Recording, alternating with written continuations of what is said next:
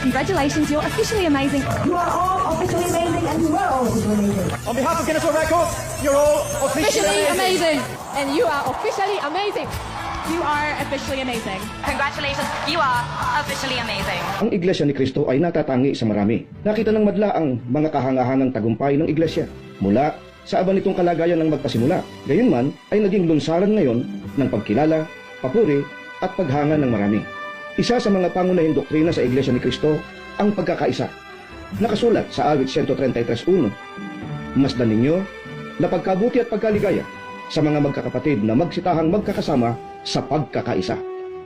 Ang pagkakaisang ito sa Iglesia ni Cristo ay hayag sa kasiglahan ng mga kaanib, hindi lamang sa pagdalo sa mga pagsamba, sa paglilinis at pagangalaga sa mga gusaling sambahan, kundi maging sa kapakanang pangsibiko. Sa mga gawad na aming itinatanghal sa inyo ngayon, sa episode na ito, ay nagpapatotoo din ng pagkakaisa ng mga kaanib sa Iglesia ni Cristo. At hindi lamang sa iilang pagkakataon, kundi pinatunayan ng mga kaanib sa Iglesia nito na sa lahat ng pagkakataong inaasahan ng pagkakaisa ay handa na tumugon ang lahat.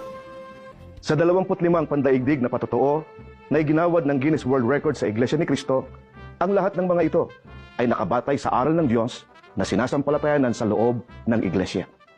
Ang ilan dito ay ang pinakamalaking bilang ng mga lumahok sa charity walk o lakad sa kawang gawa. Pinakamalaking bilang ng mga mang-aawit pang relihiyon o gospel choir na umawit sa isang venue o okasyon.